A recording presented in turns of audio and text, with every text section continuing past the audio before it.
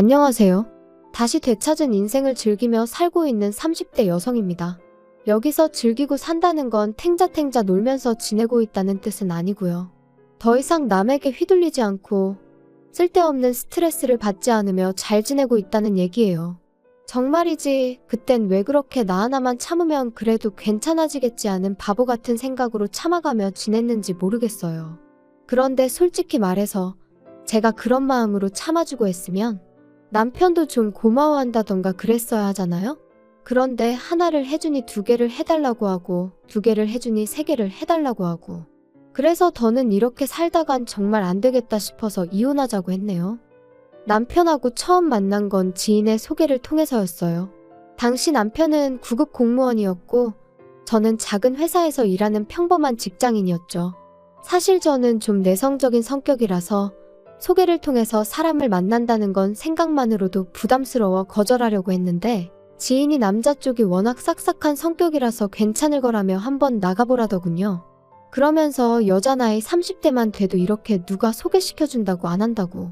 30 넘어가기 전에 가리지 말고 한 명이라도 더 만나봐 그러는데 솔직히 그 얘기 딱 들었을 때 기분은 별로였어요.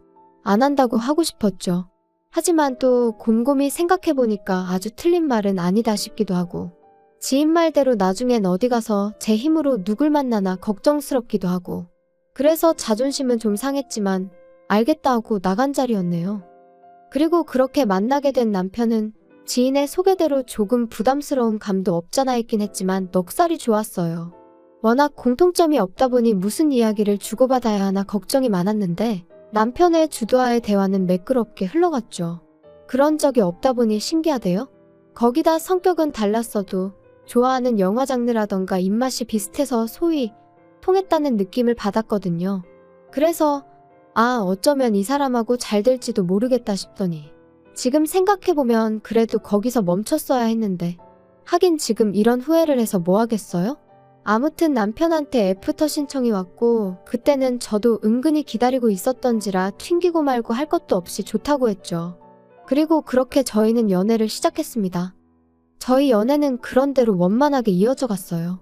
물론 돌이켜 생각해보면 일주일에 한두 번 만나서 영화 보고 밥 먹고 이야기 좀 나누고 그게 다긴 했는데 그땐 어쨌든 다툴 일이 없으니 다행이다 싶었고 그래서 잘 맞는다고 생각했었네요. 한편 사귄 지 1년쯤 되던 해 제 직장 상사가 바뀌었습니다. 원래도 가족 기업이라 불안불안했는데 결국 사장아들이란 사람이 와서 하루아침에 부장 타이틀을 달더라고요.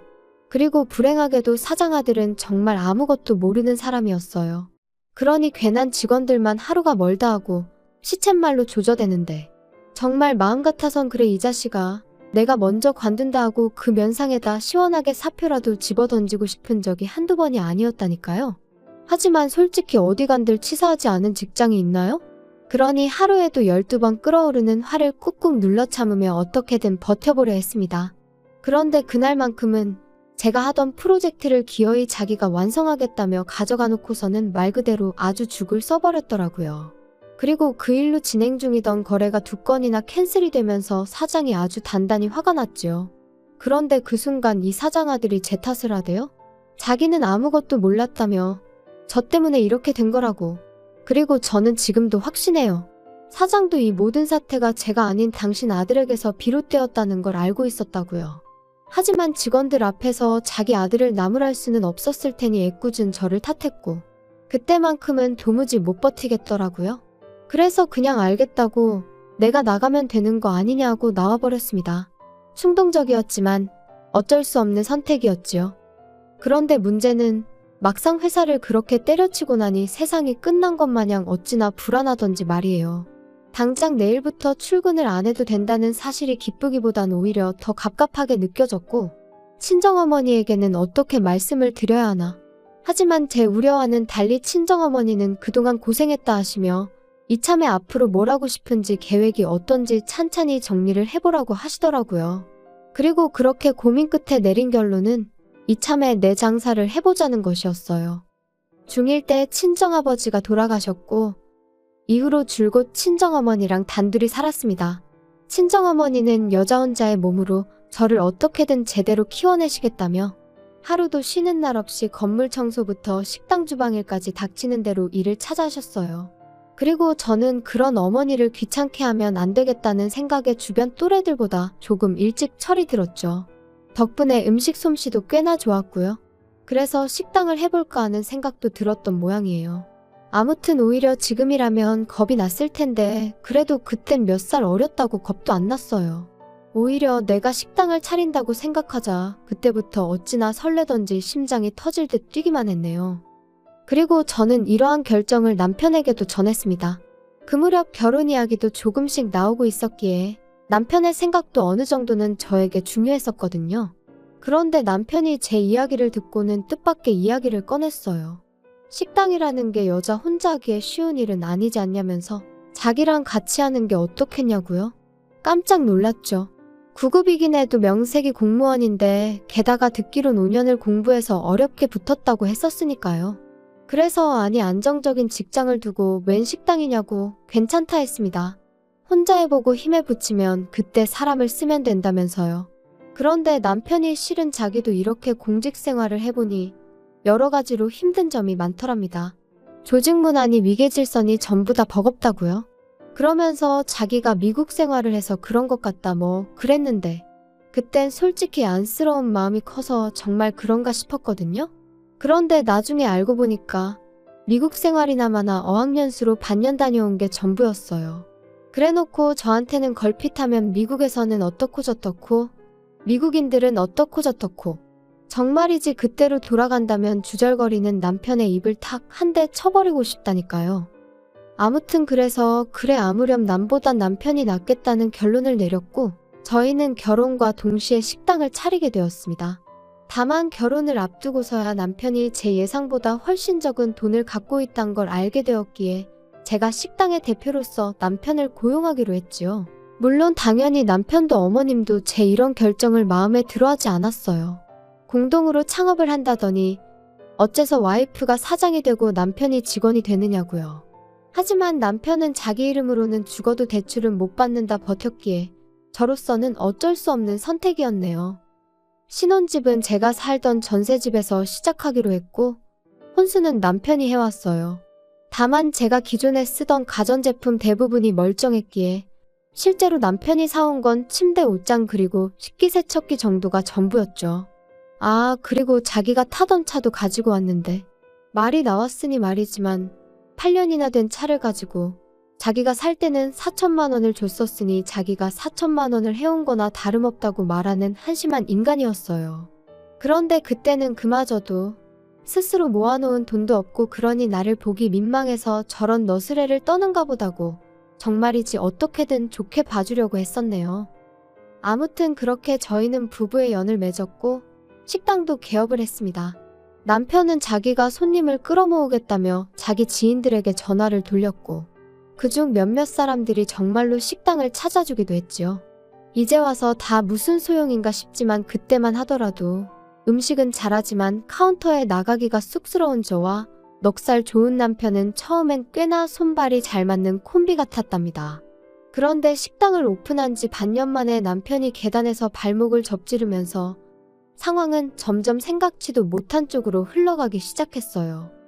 인정머리 없이 들릴지는 몰라도 발목이 부러진 것도 아니었고 솔직히 3, 4일 푹 쉬면 나을 상황이었어요. 실제로 병원에서도 딱히 해줄 게 없으니 찜질해주고 조심하라고 했고요. 그런데 남편은 계속 욱신거린다. 서 있으면 피가 아래로 쏠리는 것 같다. 정말 오만 가지 핑계를 대가며 앓는 소리 죽는 소리를 해대대요. 그리고는 이참에 한 2주 정도만 쉬면 안 될까 하는데 솔직히 걱정도 되면서 동시에 좀 서운했어요. 왜냐하면 그 무렵 손님이 좀 늘어나고 있다는 게 실감이 나기 시작했거든요. 그런데 뭐 사람이 아프다는데 어쩌겠어요. 참으라고만 할 수도 없고. 그래서 그래 이 사람도 공무원 공부부터 계산해보면 거의 10년 가까이를 쉼없이 달려왔구나. 그러니 본인도 쉬고 싶은 거겠지. 라고 제 스스로를 납득시키며 남편이 원하는 대로 2주간의 휴가를 주게 되었지요.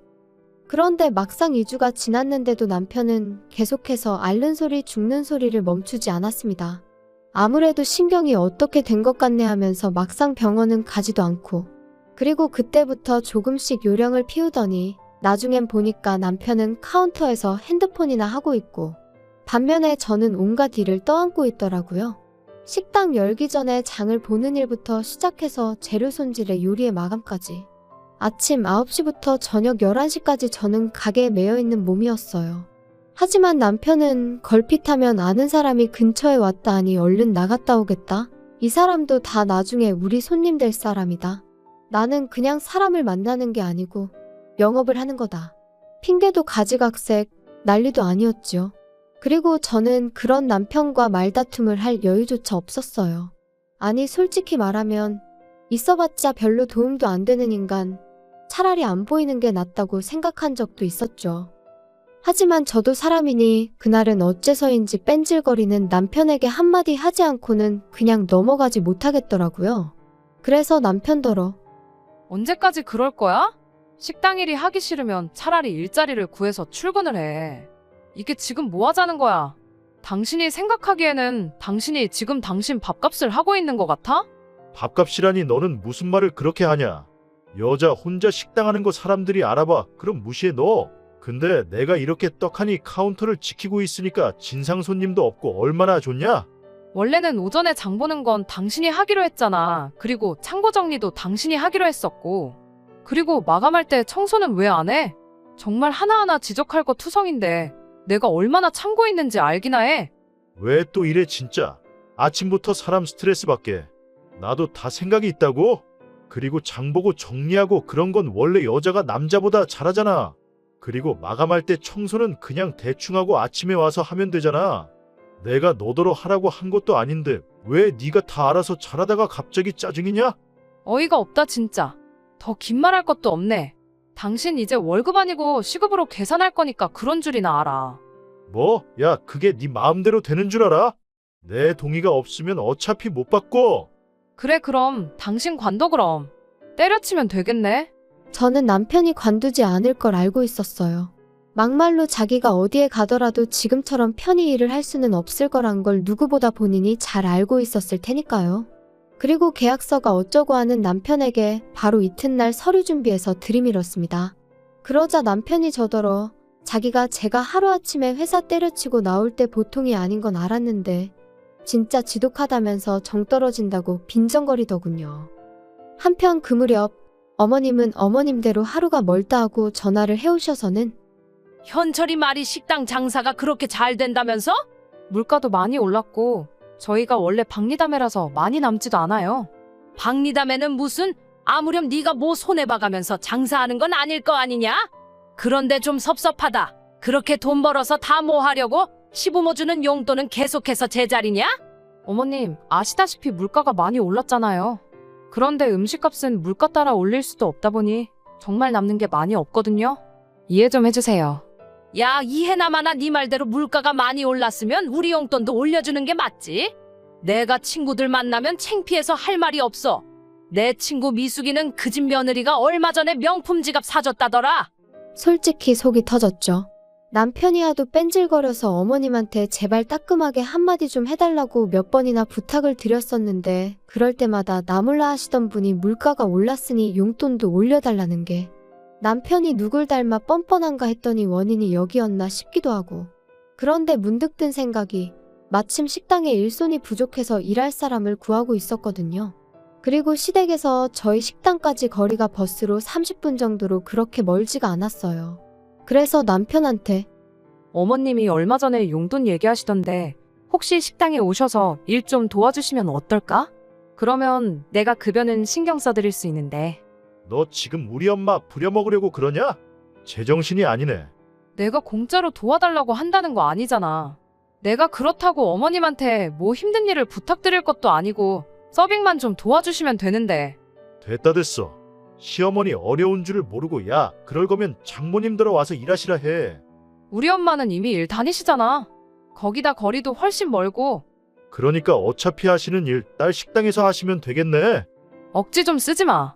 그리고 난 좋은 뜻으로 꺼낸 얘기인데 당신이 그렇게 싫다니. 알겠다 알겠어. 못 들은 걸로 해. 진짜 뭐 말을 못 하겠네. 그런데 거기서 끝이 아니었어요. 지금도 저는 제가 그렇게 지나친 말실수를 했다고는 생각하지 않는데 남편은 뭐가 그렇게 약이 올랐던 건지 기어이 저희 친정어머니한테 전화까지 드려서는 저희 가게가 지금 일손이 부족하네 어쩌네 해가며 저희 어머니더러 와달라고 했더라고요. 그리고 친정어머니는 사위까지 나서서 와달라 하니 거절을 못하시고 알겠다 하셨고 아무튼 그래서 친정어머니가 저희 가게 일을 도와주시게 되셨어요. 친정어머니한테 죄송하고 감사하기도 하고 못난 딸이 따로 없었죠. 그런데 황당한 건 남편이 저희 친정어머니를 대하는 태도였습니다. 제 생각은 그래요. 이따금씩 남편의 지인들이 오는 경우가 있었는데 그럴 때 굳이 그 앞에서 장모인 저희 어머니를 부려먹을 이유가 뭐냔 말이죠. 오히려 우리 장모님이다. 인사들 드려라 하는 거면 모를까? 하지만 남편이 보이는 태도는 어떻게든 내가 이렇게 떵떵거리고 지낸다는 걸 과시라도 하고 싶은 것처럼 보였고 그러다 결국 저희 어머니가 일하신 지 8개월 정도 지났을 때였어요. 제가 잠깐 자리를 비운 사이에 저희 어머니가 정말 처음으로 주문을 잘못 받으셨는데 그걸 가지고 다른 손님들도 다 있는 자리에서 소리를 질렀던 모양입니다. 다른 아르바이트생이 남자 사장님이 좀 심하시다며 저에게 귀틈을 해줘서 알았으니 망정이지. 그래서 그날 남편한테 네가 뭔데 내 어머니한테 소리를 질렀냐니까. 공은 공이고 사는 사지. 집안에서나 장모님이지 가게에서는 엄연히 그냥 일하는 아주머니 아냐? 그리고 어느 식당이건 간에 일하는 사람이 실수를 하면 한 소리 듣는 건 당연한 거지. 공이고 사고 장모님이면 상황이 어떻건 간에 그냥 장모님이지. 나는 뭐 할 말이 없어서 당신 지적 안 하고 그동안 오냐오냐 봐준 줄 알아? 그리고 당신이 뭔데? 식당 내에서 당신이 도대체 뭔데 어머니한테 소리를 질러? 대표는 엄연히 나야. 소리를 질러도 내가 질러. 이야, 그 코딱지만한 가게로 드디어 유세를 떠는구나, 네가. 남편과 저는 그날만큼은 정말 주먹만 오가지 않았지 크게 싸우게 되었고 그때 이후로 저는 이따금씩 이혼 생각을 하게 되었습니다. 하늘의 맹세코 결혼을 통해 그 어떤 이익을 바란 것도 없었고 그저 다른 사람들처럼 안정된 가정을 꾸리며 평범한 인생을 살고 싶었을 뿐인데 어디서부터 어떻게 꼬여버린 건지 제 스스로가 한심하더라고요. 한편 친정어머니도 그날 일로 충격이 크셨는지 결국 한 달쯤 지나 그만 나오고 싶다 하시대요. 일부러 그런 건 아니겠지만 당신도 사람인지라 마음이 상했다 하시며 온 가족이 한 공간에 있어서 좋을 게 없는 것 같다고. 씁쓸한 어머니의 표정을 보고 있자니 얼마나 죄송스럽고 우라가 치밀던지. 아무튼 저는 그런 어머니의 마음을 조금이라도 달래드리고자 퇴직금이라고 말하면 좀 그렇지만 유럽 여행을 생각해냈어요. 평생 일만 하시던 어머니셨으니 이참에 저도 눈 딱 감고 한 열흘 어머니랑 같이 쉬어볼까 생각한 거죠. 그런데 이 이야기를 듣곤 남편이 노발대발 날뛰기 시작했습니다. 장모님하고 어딜 간다고? 유럽? 무슨 돼지목의 진주도 아니고 갑자기 웬 유럽? 원래 유럽 여행 같은 건 수준이 되는 사람이 가야 안 아깝지. 막말로 장모님 영어나 아시냐? 하이 헬로우 말고 뭐 또 아시는 거 있어?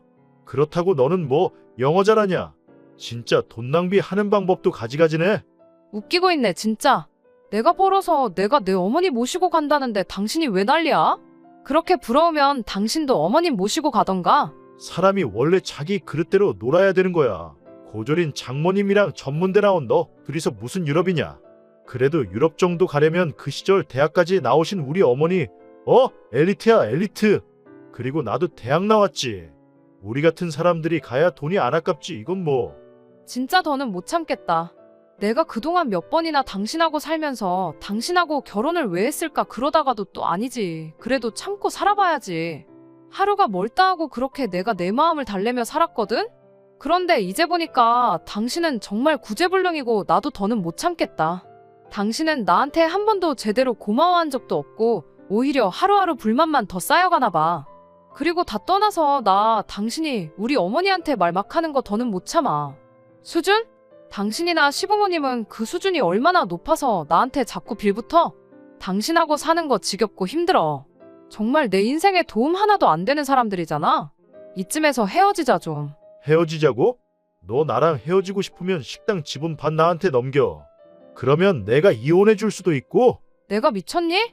당신이 식당 일에 관해서 한 게 뭐가 있다고. 당신이 아무것도 안 했다는 건 지나가는 동네 똥개도 알걸? 언젠가 이혼을 하게 되면 남편이 어깃장을 놓고 순순히 저를 놔주지 않을 거란 건 어렴풋이 짐작은 하고 있었어요.